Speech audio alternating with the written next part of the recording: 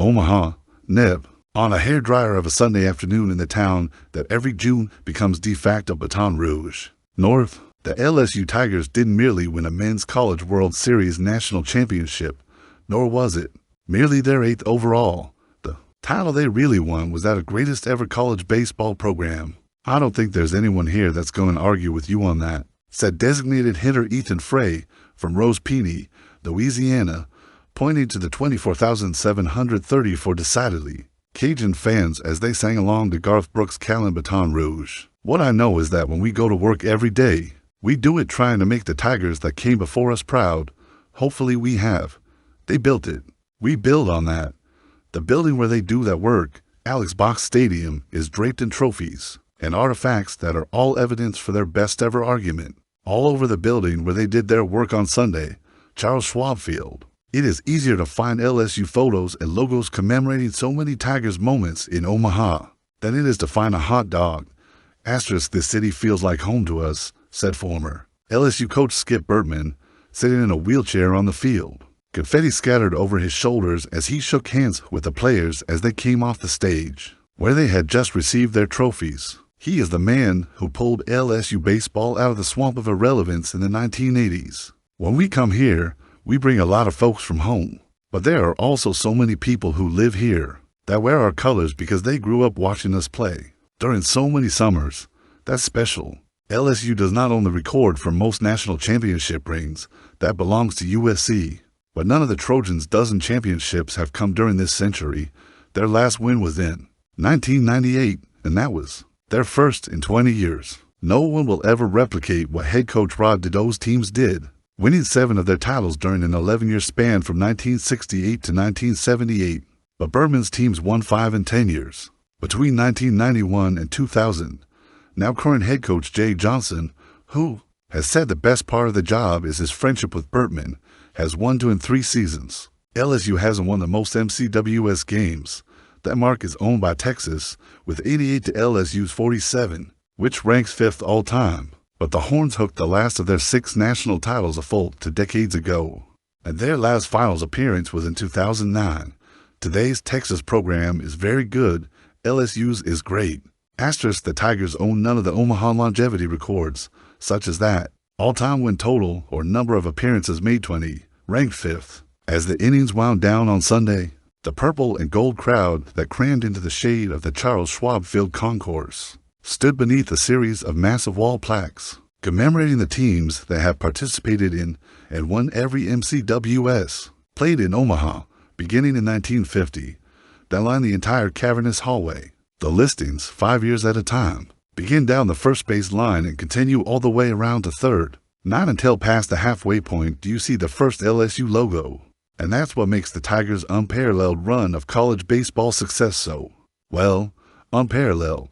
USC made its first appearance in 1948, and Texas made its debut 1 year later. Participants in the last 2 series played before the event was moved to Omaha. They have compiled their prodigious numbers over the span of 75+ summers. LSU didn't crash the party until 1986.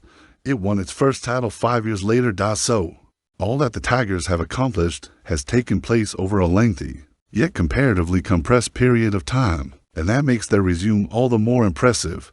Those 20 Omaha visits, those 8 national titles, that 8-1 record in MCWS finals, those 47 MCWS wins, have all happened over the span of 40 years, which have also happened to be the most tumultuous, shift-changing, impossible to predict decades when it comes to doing business in any collegiate sport, but especially college baseball.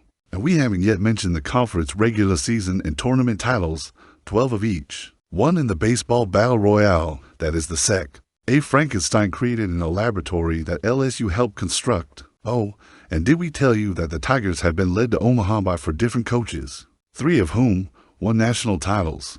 I think that adaptability is underrated as a key to long-term success. And frankly, when you have had success, it is so much harder to convince yourself to make changes as you go, said Ben McDonald, the program's first truly transcendent superstar. The righty led the Tigers to 2 of their earliest Omaha appearances, and in the midst of the second visit was drafted first overall by the Baltimore Orioles.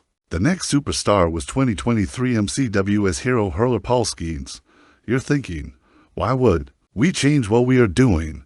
What we've been doing is working. But Jay is the perfect example of a guy who understands how the game works now, how the transfer portal works, how to coach kids of this generation, just like Skip did. Asterisk, there have been challenges.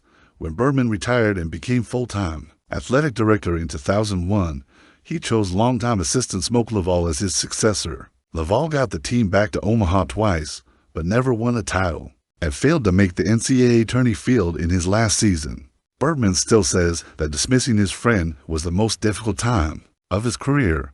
Paul Maneri made the program an Omaha regular again and won the 2009 national championship, but his era ended with a polite but difficult departure. Johnson, who has been a Division I college head coach since 2014, has deftly navigated the spaghetti pile of roster construction that is the transfer portal nil age. After winning the 2023 MCWS, LSU lost 13 players to pro baseball, and set record, last year there were 8 LSU pitchers drafted.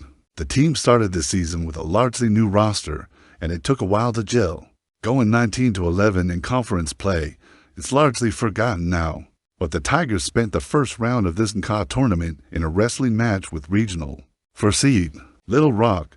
But when it clicked, and LSU won the national title by going to 0 against the Coastal Carolina team that had won 26 in a row. The same team that suddenly cut LSU's longtime 4-run lead to only 2 in the closing frames of Sunday's contest. Even after the Chanticleers had lost their head coach to a first-inning ejection, they had to make us sweat a little bit, didn't they? Berman, 87, said with a laugh. But in the end, they added to the legacy, and it sure feels like Jay has them in a position to keep adding to it for a while to come. Everything they do now is just more icing on the king cake. College baseball's kings, a crown that now feels indisputable.